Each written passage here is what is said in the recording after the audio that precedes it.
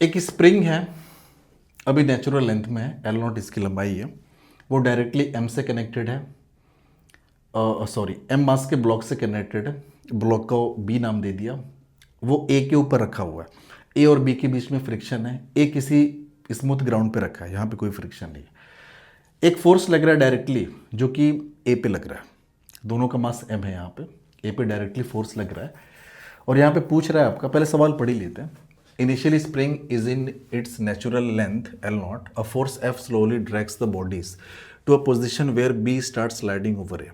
कह रखा है कि एफ लगा के ए को खींच रहे हैं, और तब तक खींच रहे हैं जब तक कि बी इसके ऊपर स्लाइड करना शुरू ना करते। ठीक है, and it happens when spring makes angle theta with its initial position. Find work done by external force from starts to this position when B starts sliding. चलो सवाल यही था, ऊपर वाला B है, नीचे वाला A है। चलो इसको इधर करते हैं। ओके, इसका हम दूसरा डायग्राम बनाने जा रहे हैं। इसने बोला है कि ये F तब तक लग रहा है जब तक कि B इसके ऊपर स्लाइड करना स्टार्ट ना करते। तो भाई F जब इधर आएगा, F फोर्स की वजह से जब ब्लॉक A इधर आएगा तो A जो है B पे फ्रिक्शन लगाएगा। ठीक है, फ्रिक्शन किस डायरेक्शन में लगाएगा, अब ध्यान से समझिएगा। भाई ग्राउंड तो स्मूथ है, ग्राउंड पे तो कोई फ्रिक्शन लगना नहीं, ग्राउंड और A के बीच में, A और B के बीच में फ्रिक्शन कोएफिशिएंट म्यू गिवन है, तो यहाँ पे फ्रिक्शन लगेगा। ब्लॉक A पे फोर्स इस डायरेक्शन में लग रहा है एक्सटर्नल, तो B पे भी जो फ्रिक्शन होगा वो इस डायरेक्शन में लगेगा। ये हो गया F फ्रिक्शन, बी पे इस डायरेक्शन में लगेगा, और वही फ्रिक्शन जो है ए पे जो होगा वो बैकवर्ड डायरेक्शन में लगेगा। अब इस एफ की वजह से ये जो ब्लॉक है ना बी, ए के साथ साथ आगे बढ़ेगा, और जैसे जैसे आगे बढ़ेगा स्प्रिंग के अंदर एलोंगेशन होना शुरू होगा। ठीक है, तो एक ऐसी पोजीशन होगी जब ये स्प्रिंग थीटा डिग्री के एंगल पे होगा, सवाल में दिया हुआ है, उस समय जो ब्लॉक बी है ए के ऊपर स्लाइड करेगा।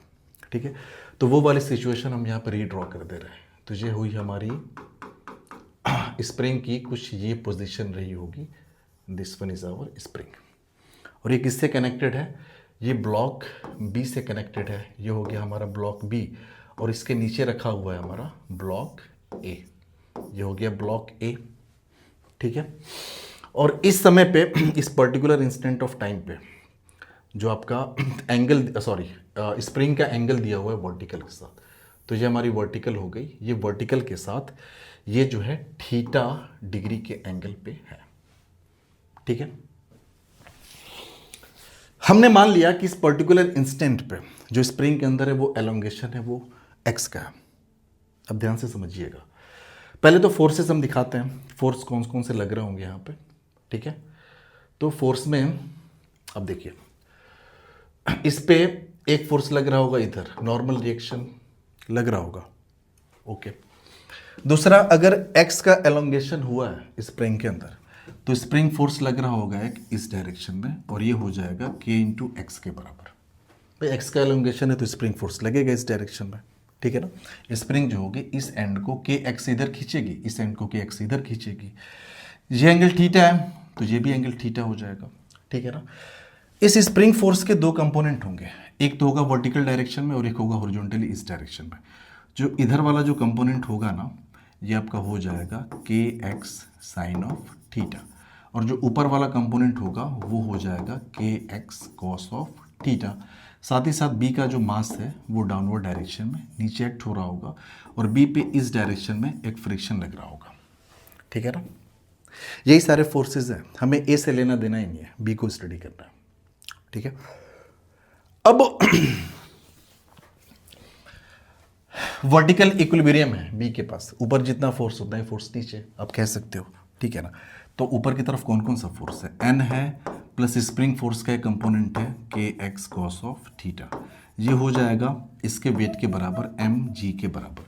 तो यहाँ से आप लिख सकते हो कि एन इज इक्वल्स टू हो जाएगा M G minus K x, और ये हो गया कॉस ऑफ थीटा। ठीक है, फ्रिक्शन फोर्स, अब एक बात याद रखिएगा, जिस समय ये ब्लॉक स्लाइड करने वाला होगा ए के ऊपर, उस समय फ्रिक्शन अपने मैक्सिमम पे होगा, मतलब लिमिटिंग पे होगा। तो फ्रिक्शन फोर्स कितना लग रहा होगा, क्या बोलोगे यार कि फ्रिक्शन फोर्स हो जाएगा म्यू टाइम्स एन के बराबर, और ये हो जाएगा म्यू, और एन की वैल्यू यहाँ पे है M G minus K X cos of theta. ठीक है, ये है आपकी M G minus K X cos of theta.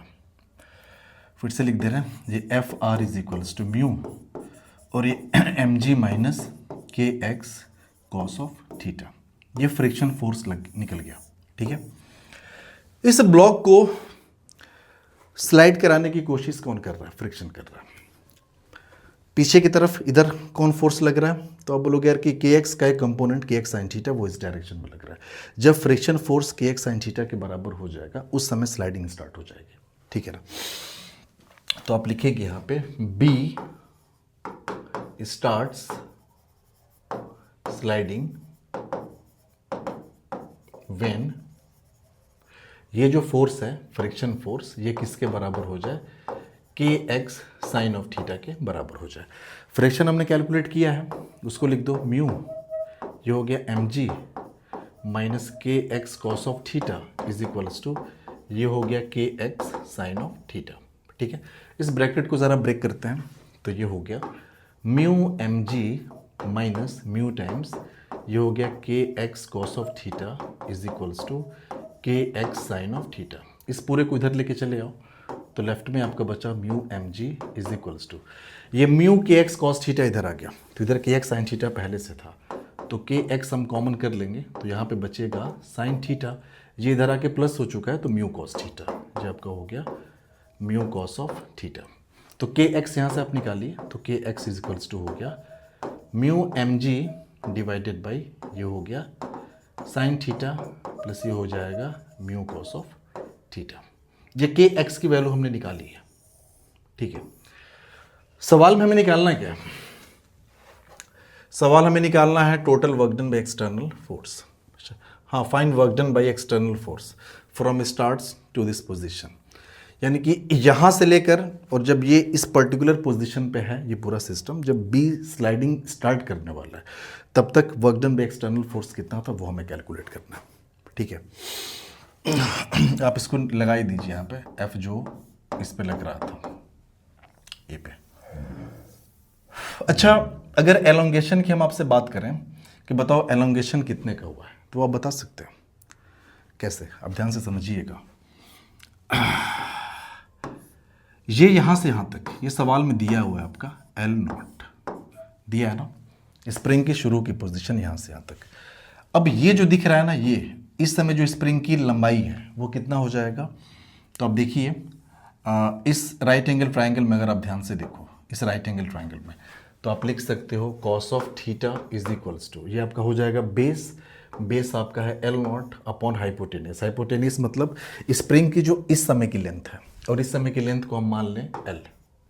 मान लें कि इस समय जो इसकी लंबाई है ना स्प्रिंग की वो एल के बराबर है। एल ही तो हमको निकालना है। आप बोलोगे एल बराबर हो जाएगा L not by cos theta और इसको आप लिख सकते हो L not sake of theta.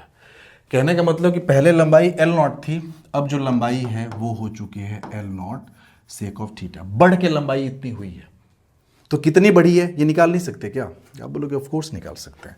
हमें एक्स अगर निकालना है तो बाद वाली लंबाई कि इस टाइम पे कितनी स्प्रिंग की लेंथ हो चुकी है तो ये हो गया L not sake of theta minus पहले कितनी थी तो एल नॉट थी तो एक्स इज इक्वल्स टू हमें यहाँ से मिल गया एल नॉट कॉमन कर लिया तो ये हो गया सेक थीटा माइनस 1। तो हमें यहाँ पे ये पता चल गया कि स्प्रिंग के अंदर एलोंगेशन हुआ कितने का।